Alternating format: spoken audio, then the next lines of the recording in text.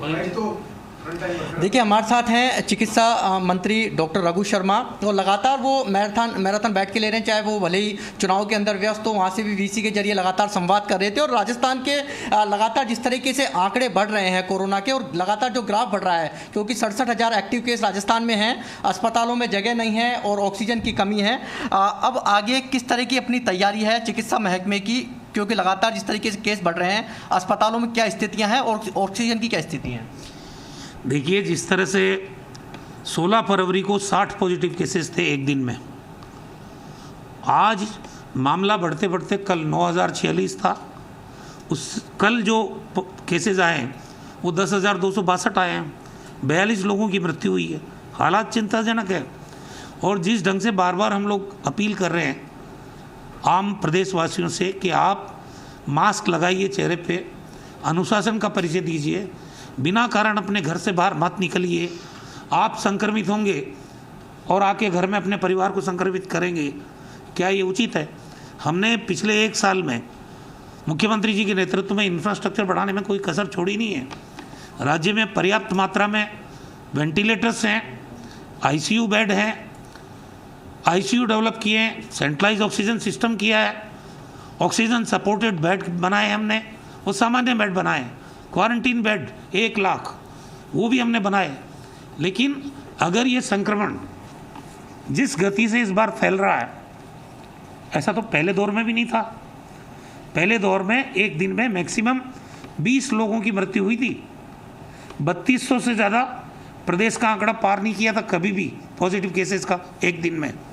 वो संक्रमण जब पहली बार आया, लोगों ने ज़्यादा अनुशासन का परिचय दिया, लोग घरों में कैद रहे।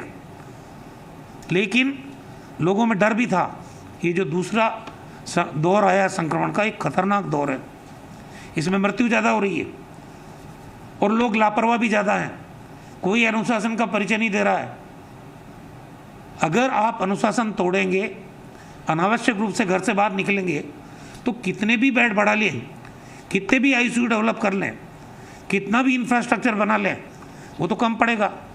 जैसा डॉक्टर्स कहते हैं, एक संक्रमित व्यक्ति एक सप्ताह में 125 लोगों को संक्रमित कर रहा है। तो ऐसी परिस्थिति में, और पहले के दौर में और अब के दौर में फ़र्क ये है, पहले ग्रामीण क्षेत्रों में ये संक्रमण गया नहीं था। इस बार 30% लोग ग्रामीण क्षेत्रों में संक्रमित हो रहे हैं। पहले जवान व्यक्तियों में ये संक्रमण नहीं आ रहा था, आज जवान भी इन्फेक्टेड हो रहे हैं और जवान लोगों की भी मृत्यु हो रही है। हमारे को राजस्थान में कोई कसर हम छोड़ेंगे नहीं।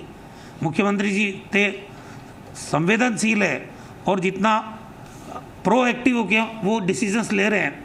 कल भी कैबिनेट की मीटिंग 3.5 घंटे चली, उसके बाद में 5 बजे से कोविड की रिव्यू मीटिंग हुई 2.5 घंटे तक, और फिर एसओपी जारी की है। ये जो जन अनुशासन पखवाड़ा 15 दिन का 2 मई तक राज्य में लागू किया गया है, ये भी इस बात को ध्यान में रखते हुए कि लोगों की अनावश्यक आवाजाही नहीं हो और हम जो बढ़ती हुई संक्रमण की चैन है इसको हम तोड़ सकते हैं। क्या हमने जिस तरह से फर्स्ट फेज की जो लहर आई थी उसमें हमने जिस तरह से जंग जीती थी, क्या सेकंड फेज में जिस तरह से संख्या बढ़ रही है, क्या हमारे पास उतने संसाधन हैं? क्या केंद्र से ऑक्सीजन मिल पा रही है? हालांकि जामनगर से आपको शायद 35 टन के करीब ऑक्सीजन का अभी मिलने का है, और क्या आश्वासन भी है जी? देखिए, कोई भी महामारी हो, उस महामारी का अल्टीमेट जो लड़ाई है वो अस्पताल में नहीं लड़ी जा सकती। आज 8 करोड़ लोग हैं पूरे प्रदेश में, 135 करोड़ पूरे देश में हैं। क्या अस्पतालों में 135 करोड़ लोगों को भर्ती करने के इंफ्रास्ट्रक्चर हैं हमारे पास? क्या हम बढ़ा सकते हैं? कितने साल लगेंगे? अल्टीमेटली ये लड़ाई जनता के बीच में लड़ी जाएगी और जनता के सहयोग से लड़ी जाएगी। अगर आप सुरक्षित रहना चाहते हो, सरकार कोई कोर कसर इंफ्रास्ट्रक्चर के दृष्टिकोण से, डिसीजन लेने के दृष्टिकोण से कोई छोड़ेगी नहीं कसर। लेकिन खुद को अनुशासन का परिचय देना पड़ेगा। कोई डर नहीं लोगों में, मास्क लगा के घूम नहीं रहे, अनावश्यक रूप से जो आप घर से बाहर निकल रहे हैं, आप अपने जीवन को खतरा पैदा कर रहे हैं।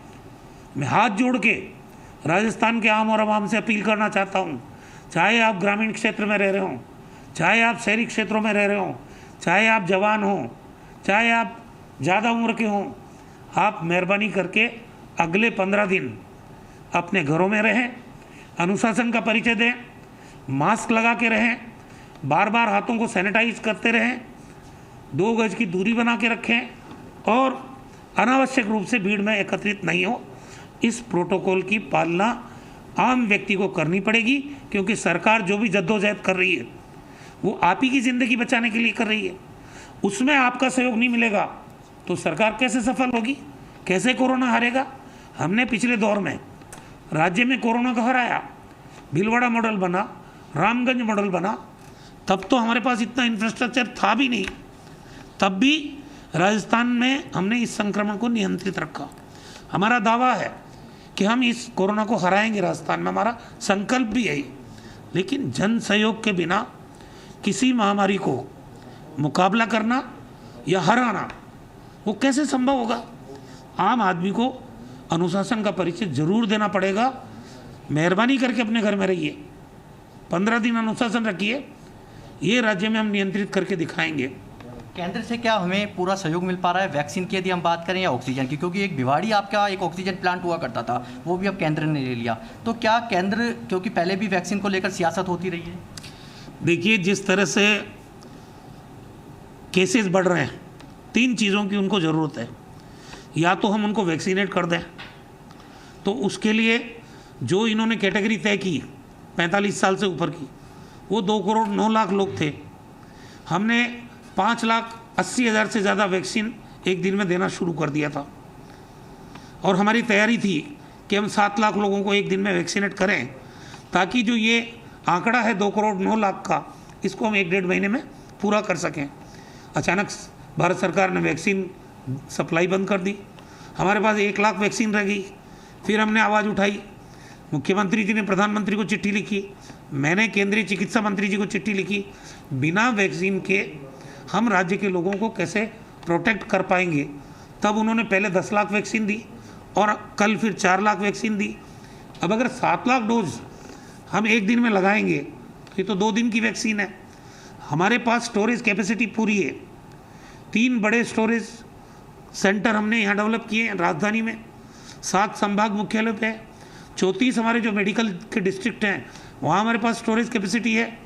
2,444 कोल्ड चेन पॉइंट बनाए हमने और साइट्स हमने अच्छी डेवलप की है। एक वैन इन वैक्सीन को कैरी करने के लिए और उन सेंटर्स पे पहुंचाने के लिए हर जिला मुख्यालय पे तैनात कर दी।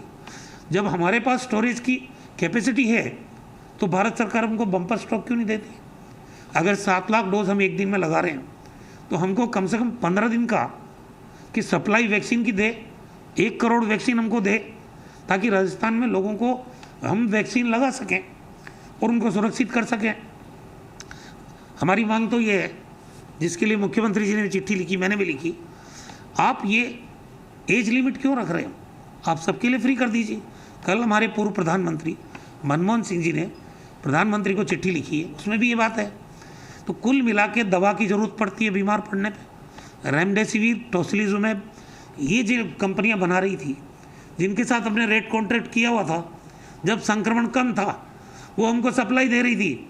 अब जैसे ही संक्रमण पूरे कंट्री में फैला, 2-2.5 लाख से ज़्यादा पॉजिटिव केसेस पूरे कंट्री में हो गए, भयावह हालात है पूरे देश के, लाशों के ढेर लग रहे हैं उत्तर प्रदेश में, गुजरात में क्रिमिनेशन के लिए क्यू लगी हुई है, अंतिम संस्कार के लिए लाइनें लगी हुई है।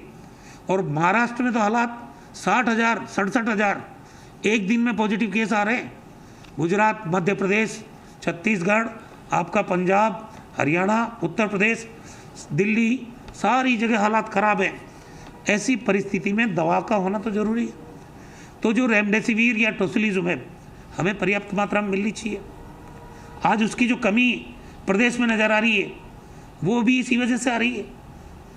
तीसरी चीज़ है ऑक्सीजन की सप्लाई। हमारा एक प्लांट था भिवाड़ी में, आयोनेक्स, वो पिछली बार हमारे नियंत्रण में था, ऑक्सीजन की कमी नहीं आई। इस बार भारत सरकार ने जितने भी देश के ऑक्सीजन लिक्विड ऑक्सीजन जनरेशन के प्लांट्स थे उनको अपने नियंत्रण में ले लिया। अब गुजरात और राजस्थान के बराबर केसेज हैं, वहाँ तो 900 मैट्रिक टन सप्लाई दे दी और चार्ट दिखा रहा 300 की इनको और शॉर्टेज है। मतलब 1200 मैट्रिक टन का एलोकेशन गुजरात को कर दिया। हमारे को कितना किया? 124 मैट्रिक टन, और हमारी डिमांड बता दी 0। ये खतरनाक खेल है। हमें गुजरात के और हमारे केस बराबर हैं, उनको 1200 मैट्रिक टन मिलेगी और हमको 124 मिलेगी। कल जामनगर से इन्होंने 35 MT लिक्विड ऑक्सीजन देने की बात की है वर्बली। अब वो पहुंच जाएगी क्योंकि टैंकर्स की प्रॉब्लम आ रही है, वो पहुंचेगी तब रिलीफ मिलेगा हमको। लेकिन ऐसी स्थितियां पूरे कंट्री में नहीं बननी चाहिए। हमें ऑक्सीजन की प्रॉपर सप्लाई दो, वैक्सीन की प्रॉपर सप्लाई दो, रेमडेसिविर और टोसिलिजुमेब और अन्य दवाओं की प्रॉपर सप्लाई दो, ताकि हम राज्य के लोगों को बचा सकें। और ये जो लड़ाई है महामारी, इसमें सबसे ज़्यादा ज़रूरत है आम आदमी के जागरूक होने की, जिसकी हमें कमी नज़र आ रही है। मैं हाथ जोड़ के राजस्थान की आम जनता से अपील करना चाहता हूँ कि सरकार आपकी ज़िंदगी बचाने के लिए ये सब कर रही है। अगर आप अनुशासन का परिचय नहीं देंगे, अगर आप सरकार के प्रयासों में साझा नहीं करेंगे अपने आप की हिस्सेदारी, तो फिर अस्पताल में कितने लोगों को हम बचा पाएंगे? आप संक्रमण जिस कदर फैल रहा है उसमें मास्क लगाना जरूरी है। मैं देख रहा हूँ राजस्थान में कोई व्यक्ति अनुशासन का परिचय नहीं दे रहा है। सड़क पे आप देखेंगे मास्क लगा के नहीं घूम रहे हैं, 2 गज की दूरी बना के नहीं रख रहे हैं, हाथों को सैनिटाइज नहीं कर रहे हैं। बाहर हवा में संक्रमण फैल रहा है। अभी पहले ये पार्टिकल्स के द्वारा एक आदमी दूसरे को ट्रांसमिट करता था, अब ये हवा में आ गया। हवा में आ गया तो कोई भी आदमी संक्रमित हो सकता है, बाहर निकलेगा तो वो संक्रमण अपने घर लेके जाएगा, पूरे घर वालों को संक्रमित करोगे। इसलिए इस बढ़ते हुए केसेस की चैन को तोड़ने के लिए हमने जन अनुशासन पखवाड़ा, जो कर्फ्यू की शेप में है, जिसमें ढील देते हुए किया है सारा काम, उसमें फैक्ट्री चलती रहेगी, लेबर काम करते रहेंगे, निर्माण श्रमिकों को छूट होगी, उसमें दवा की दुकान खुली रहेगी, आपकी सब्जियों की दुकान, दूध की दुकान, किराना की दुकान, ये सब छूट दी है। लेकिन छूट देने का मतलब ये नहीं कि हम छूट का दुरुपयोग करें। आप जिस काम के लिए जा रहे हैं वहाँ भी पूरा प्रोटोकॉल के साथ जाएं और तत्काल अपने घर लौट के आ जाएं। ये जो सड़कों पे भीड़ है, ये नज़र नहीं आनी चाहिए अगले 15 दिन। अगर आप अनुशासन का परिचय देंगे, सरकार को सहयोग करेंगे, तो आप देखना पहले भी हमारी जीत हुई थी कोरोना पे, और हम फिर ये जंग जीतेंगे। हालांकि ये संक्रमण बहुत खतरनाक है, बहुत खतरनाक है। और विलेज कमेटी जो पिछली बार हमने बनाई थी, उनको ज़्यादा सक्रिय होने की ज़रूरत है, क्योंकि जो लोग कुंभ से आ रहे हैं, लाखों लोग कुंभ में स्नान करने गए हैं, गाँव से भी गए हैं, शहरों से भी गए हैं। जो लोग प्रवासी राजस्थानी हैं, जो उन राज्यों में भयावह हालत हो रही है, वो अपने राज्य में लौट के आना चाहेंगे। तो पिछली बार ग्राम की जो कमेटी बनाई थी सरकार ने, उसने बहुत अच्छा काम किया था। जो भी बाहर से आएगा उस आदमी को 14 दिन आप घर में आपकी निगरानी में क्वारंटीन करिए, घर से वो बाहर नहीं निकले ताकि संक्रमण फैले नहीं। बॉर्डर पे भी हमने व्यवस्था की है कि बॉर्डर पे सब लोग 72 घंटे का अगर RT-PCR टेस्ट लेके आते हैं तो आप अलाउड है। अगर आप नहीं लाते हैं तो आपकी जांच होगी, जांच के बाद अगर आप पॉजिटिव आते हैं तो आपको भर्ती किया जाएगा। और अगर उसके बावजूद अगर आप ये चाहते हैं कि मैं घर पे ही आइसोलेटेड रहूं, तो हमारा जो मॉनिटरिंग सिस्टम है उस पर आपका नंबर अपलोड किया जाएगा। ग्रामीण जो कमेटियां बनी हुई है वहाँ के SDO को सूचित किया जाएगा कि ये लोग आ रहे हैं, उनको 15 दिन आवश्यक रूप से क्वारंटीन रखें, अपने घर पे ही होम आइसोलेशन में रखें। ये इंतजामात में आम जन की हमको सहयोग की ज़रूरत है। एक सवाल है कि आज से जन अनुशासन पखवाड़े की शुरुआत हो चुकी है, लेकिन लोग इस अदृश्य आफत को हराने के लिए फिर भी सड़कों पर निकल रहे हैं। लोग समझ नहीं पा रहे हैं, आज भी तेज रफ्तार से गाड़ी सड़कों पर दौड़ रही है। यही दुर्भाग्यपूर्ण है। मैं खुद देख रहा हूँ कि लोगों को हाथ जोड़ के बार बार निवेदन है, पुलिस सख्ती करे, उससे अच्छा है आप खुद अपने अनुशासन का परिचय दें। हमने इसीलिए जन अनुशासन मतलब आप स्वयं अनुशासित रहें, इसलिए पखवाड़े का नाम दिया है। फिर भी लोग नहीं समझेंगे, सख्ती करनी पड़ी, हम सख्ती भी करेंगे। लोगों की हर कीमत पे सरकार हिफाजत करना चाहती है और उसके लिए कड़े कदम और उठाने पड़े हम उठाएंगे, लेकिन ये छूट किसी को नहीं दी जा सकती कि उसकी गलती की सज़ा दूसरे लोगों को मिले।